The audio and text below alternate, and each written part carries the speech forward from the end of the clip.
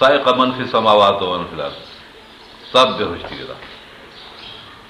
पहिरियों पहिरियों जेको होश में मां ईंदुसि, पहिरियों पहिरियों होश में जो ईंदुसि त मां अञा जो ॾिसां त मूसा अलैहिस्सलाम अर्श जे क़वाइम खे झली ॾिठो, हुनजे पाए में या त बेहोशी न थियो, जे बेहोश थियो त मूंखां अॻ में होश में आयो जो तूर में जेको हुनखे बेहोशी आई हुई कर मूसा साहिब खां, उनजे बदिले में अलाह ताला हुनखे किफ़ायत कई आहे। इहा जुज़ी फज़ीलत आहे। अहिड़ी तरह कलम अलाह मूसा तकलीमा खे बि जुज़ी फज़ीलत सम्झणु घुरिजे। हिकिड़ो साईं हिदायत जो तरीक़ो इहो आहे, वही इलाही बिल मुशाफ़ा कलाम। ॿियो इन औहैना इलैका कमा औहैना इला नूह वन नबीन मिन बादी, बेशक असां तोॾे वही मोकिलियो जीअं नूह अलैहिस्सलाम ॾे ऐं उनखां बाद ॿियनि नबियनि ॾांहुं मोकिलियो। वही इलाही जो आम तरीक़ो जीअं सभिनी नबियनि ॾांहुं थियो, सिधे ॻाल्हाइण खां सवाइ कंहिं न कंहिं तरीक़े वहीअ सां हिदायत थो अचे। ॿियो तरीक़ो जंहिंजो बयानु साल वारे सूरत में पेश कयो वियो, उहो वही इलाही जो ॿियो तरीक़ो मथे जेको साल आंदो। टियों तरीक़ो कंहिं मलक रसूल खे अलाह ताला पैगाम ॾेई बशर रसूल ॾांहुं खणी मोकिले। मलक बि थियो रसूल, ख़ुदा जो पैगाम आणींदड़, ऐं बशर बि थियो रसूल जेको वरी माण्हुनि ॾे पैगाम पहुचाईंदड़ थियो अलाह जो। इहे टे तरीक़ा ख़ासि नबियनि सां वास्तो रखनि था। ग़ैर सां ईअं न थींदो। सिधो सो ख़ुदा जो ॻाल्हाइणु या हिजाब में ॻाल्हाइणु या मलक जे ज़रिए ॻाल्हि करणु।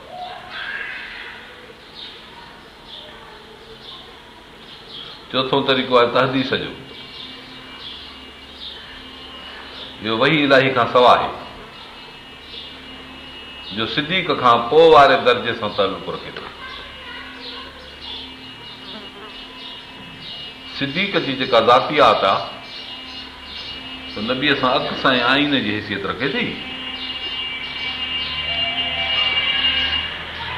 तंहिं करे उहो सिधो सो नबीअ जे क़ल्ब अनवर खां फैज़ अकस वठी सघे थो। तहदीस माना अलाह जी ॻाल्हि सैयदना उमर फारूक रज़ी अलाह ताला अन्हु सां थी। हुज़ूर अनवर सल्लल्लाहु अलैहि वसल्लम फरमायो, अॻियनि उम्मतुनि में अहिड़ा माण्हू हूंदा हुआ जिन सां पाण अलाह ताला ॻाल्हाईंदो हो। हिन उम्मत में बि अहिड़ो आहे हिकिड़ो शख़्स हज़रत उमर फारूक फरमाइनि था, जंहिंसां अलाह ताला ॻाल्हाईंदो करे। इहा रिवायत अची हदीस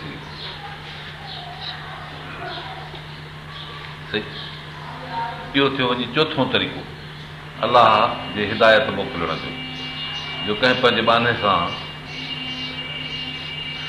मुहादसत करे ॻाल्हि ॿोल करे। शेख तक़ीउद्दीन इब्न तैमिया रहमतुल्लाह अलैह फरमाए थो, अॻे अहिड़ा मुहदस आहे जिन सां ॻाल्हि कई वञे घणा हूंदा हुआ। ऐं सबबु इहो हो त उन्हनि उम्मतुनि जो दीन हूंदो हो जामियो कोन। अलाह ताला खे हुन सां ॻाल्हि करणी पवंदी, तहदीस थींदी।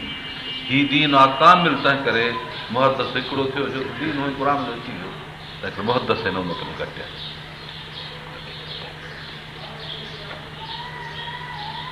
घटि जी माना इहा न आहिनि त को बंदि आहे हिकिड़े उमर फारूक में, न, तहदीस थींदी रहंदी, पर जेका अॻे थींदी एतिरी न। इहा थी आहे इब्न तैमिया ॻाल्हि, पर असांजो पंहिंजो ख़्यालु हिन में आहे त तहदीस हाणे हिन उम्मत में घणी आहे। सबबु त अरसो तवील आहे, क़यामत ताईं माण्हू खणी थोरा ई हूंदा, पर क़यामत ताईं पैदा थींदे थींदे थींदे अदद हुनजो घणो थी वेंदो दीर्घे अरसे जे करे।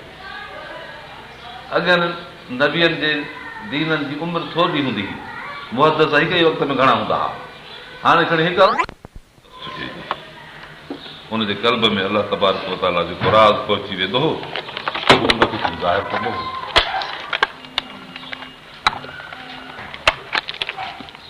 हज़रत इब्न तैमिया फरमाए थो त सिद्दीक़ अहिड़े उहिदे में वधीक कामिल हूंदो, इन तहदीस वारे उहिदे में हू कामिल मुकमल आहे। उनखे सिधो सो कल्ब अतर नबीअ जे सां तालुक हूंदो आहे, तंहिं करे ओॾो फैज़ हुन वटि अचे थो। ऐं उहो आहे वही इलाही जो मंज़िलगाह, कल्ब नबीअ जो वही इलाही जो मंज़िलगाह भला इन आयत मुंहिंजा सम्झ में थी ॻाल्हि। त पोइ जॾहिं ईअं आहे त हे थियो वञी आईने दारे नुबुवत अकस रखंदड़ उन आईने जो, उते जेको फैज़ नाज़िल थींदो हिन वटि अकस थींदो।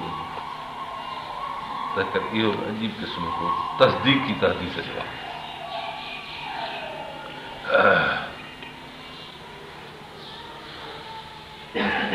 मगर नबी अकरम सल्लल्लाहु अलैहि वसल्लम इन खे बयानु न फरमायो, छो त अकस जेको हूंदो आहे न सो असुल सां एतिरो तालुक थो रखे जो असुल जो बयानु अकस जो बयानु आहे, त करे मुस्तक़िल अकस जे बयानु क़ाबिल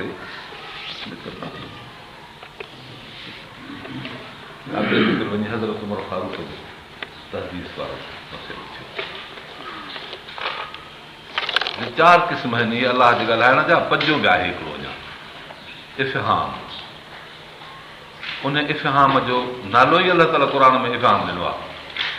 फरमाए थो त फहमनाहा सुलैमान,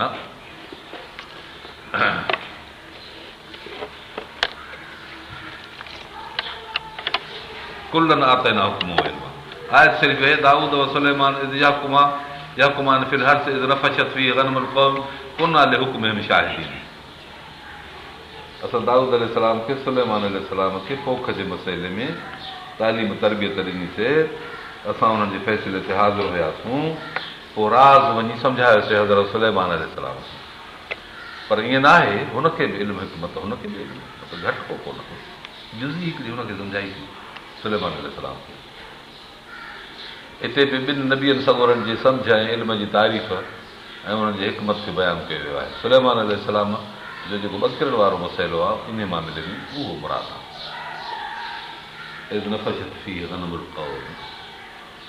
पोइ ईअं हुयो त फ़ैसिलो खणी आया दाऊद अलैहिस्सलाम वटि, ॿकरियूं हिन जूं मुंहिंजी पोख भेले वियूं आहिनि। दाऊद अलैहिस्सलाम चयो त नुक़सानु केतिरो थियो आहे, हुन पंहिंजो नुक़सानु ॿुधायो। हिसाब जो कनि त ॿकरियुनि जी क़ीमत ऐं नुक़सानु बराबरि थी पियो आहे, त चीज़ ॿकरियूं ॾेई छॾी, बकरार जी ॿकरियूं न थी। सुलैमान अलैहिस्सलाम ॿाहिरि वेठल हुयो, उतां अची लंघिया। सुलैमान अलैहिस्सलाम जो बाबा छो विया हो, काॾे विया हो? ॾिसी फ़ैसिलो करायो। कहिड़ो फ़ैसिलो? हज़रत सुलैमान अलैहिस्सलाम जी दिलचस्पी थी त ॿुधां। वाल साहब कहिड़ो फ़ैसिलो कयो? ॻाल्हि ॿुधायो। ॾिसी हीअं फ़ैसिलो थियो, नुक़सानु थियो ॿकरियुनि जे क़ीमत जेतिरो। उहो पुछी थोरो तरसो वाल साहब खे चए अर्ज़ु कई त सही, इहा फ़ैसिले जी सूरत त सही आहे जेको केस आहे, पर उन में जेकॾहिं हीअ तजवीज़ कजे त उहा पसंदि करे त ठीकु आहे। चयूं कहिड़ी? चई इहे ॿकरियूं जेके हिनखे ॾिनी अथसि हुजनिसि, पर बकरार वञी करे ख़िदमत पोख जी, पोख जॾहिं उन वईअ ते अचे, जंहिं वईअ ते भेल थी, पोइ चएसि हाणे हीअ तुंहिंजी पोख ॿकरियूं मथे थी, बसि ठीकु आहे। अलाह त फरमाए त असां सुलैमान अलैहिस्सलाम खे इहा ॻाल्हि सम्झाई त इन फ़ैसिले जी पछाड़ी न हुजे। मुंड त इहो दाऊद अलैहिस्सलाम कयो, पछाड़ी इहा ॼण ख़ुशूसी ॻाल्हि आहे। अलाह ताला फरमाए थो फहमनाहा सुलैमान, एॾी ख़ासि ॻाल्हि आहे। इहो आहे इफ़हाम, वही इलाही जो इहो बि हिकिड़ो क़िस्म आहे, अलाह जी तरफ़ां फैज़ जे अचण जो तरीक़ो।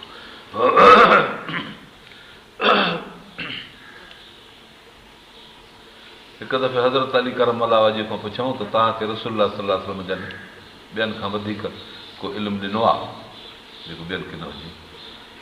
फरमाई त न, इल्मु इहो साॻियो आहे। बाक़ी वलदी ख़लक़ फलक़ल हबत व बरन नस्मत इला फहमई योती अल्लाह अबदन फी किताबी वमा फी हाज़िहि सहीफ़ा। मूंखे कसम आहे ज़ात जो जंहिं दाणे खे चीरे सलो फुटायो, जंहिं रूह खे पैदा करे ऐं दुनिया में उभारियो, का शइ न आहे। ला वलद, ॿियो कुझु न आहे मगर फहम हिकिड़ो आहे जेको अलाह ताला पंहिंजे बाने खे ॾींदो आहे क़ुर में, उहो त करे ॾींदो आहे। इहो जेको फहम आहे तफ़हीम आहे, इहा शइ जुदा जुदा। क़ुर शरीफ़ जा अखर पढ़ो हिकिड़ी माना सम्झो न मञूं ॿी माना सम्झो। इहो फ़ैसिलो जेको ॿकरियुनि वारो हो हज़रत दाऊद अलैहिस्सलाम सम्झो, अवल पासो सम्झी। हज़रत सुलेमान अलैहिस्सलाम हुनजो अवल पासो ॿुधी पछाड़ी हुनजी कराई। इहा तफ़हीम मसइलो त साॻियो फ़ैसिले जो। ऐं ॿियो कुझु थोरो हिन मुंहिंजे किताब में काग़ज़ हिकिड़ा हुन में लिखियलु हो सही हो, उहो वेढ़े वरी तरार जे अंदरि खिप में विझंदो हो, उहो तरार विझी उन में लिखियलु हो कान फीह रुकुल हदियतूं फिकाकुल असीर, कैदी गिरफ़्तार थियल छॾाइणु। ऐं ॿियो उन में इहो त अलाह युक़्तलु मुस्लमान बि काफ़िर, मुस्लमान खे काफ़िर जे मुक़ाबले में क़तल न कंदो। काफ़िर जेके आहिनि मुआहिद हिकिड़ा आहिनि ज़िमीअ जे लाइ इहा ॻाल्हि न आहे, छो त ज़िमी ऐं मुस्लमान जा जान बख़्शी में हिकु जहिड़ा हक़ आहिनि। काफ़िर मुस्लमान खे मारे, मुस्लमान काफ़िर खे मारे। इहो मसइलो इनशा अलाह लकूं फिल क़िसास हयात या उलिल अलबाब उते बयानु कंदो।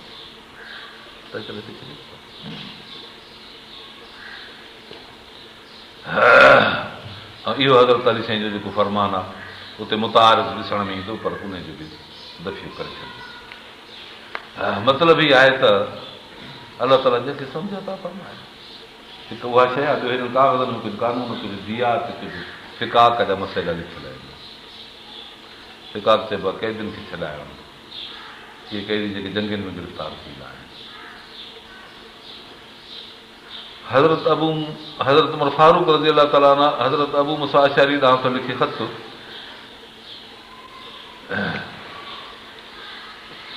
ऐं लिखे थो त अलफ़हम फीमा उदिले इलैक,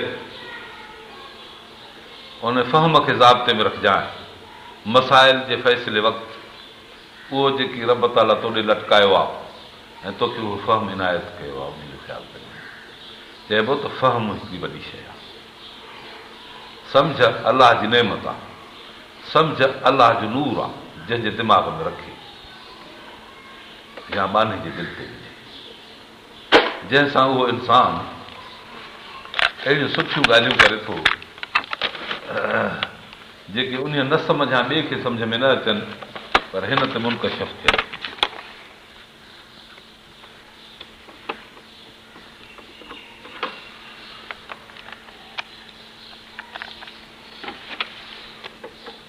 फ़हम अलाह जे तरफ़ां जेको अचे थो ऐं उनजे रसूल जे तरफ़ां जेको नाज़िल थिए थो, इहो फ़हम सिद्दीक़ियत जो उनवान आहे।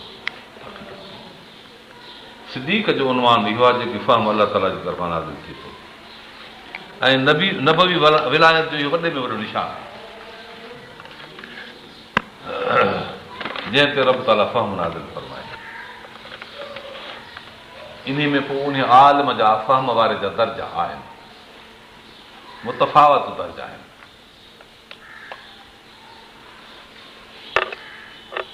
कॾहिं कॾहिं हिकिड़ो माण्हू 1000 जे मुक़ाबले में शुमार कयल आहे, फ़हम जे लिहाज़ सां हिकिड़ो माण्हू 1000 जे मुक़ाबले में अचे। तॾहिं हदीस शरीफ़ में थो अचे आलिमुन वाहिदुन अशद अला शैतान मिन अल्फ आबिद। इबादत में बि माण्हू खे फ़हम पैदा थींदो आहे। आलिमनि खे इल्म ऐं इबादत जे करे जेको फ़हम पैदा थींदो आहे सो अल्फ आबिद 1000 खां मथे। हज़रत इब्न अब्बास रज़ी अलाह ताला अन्हु जी जेका सम्झ हुई तमामु वॾी ॻाल्हि आहे। मसइला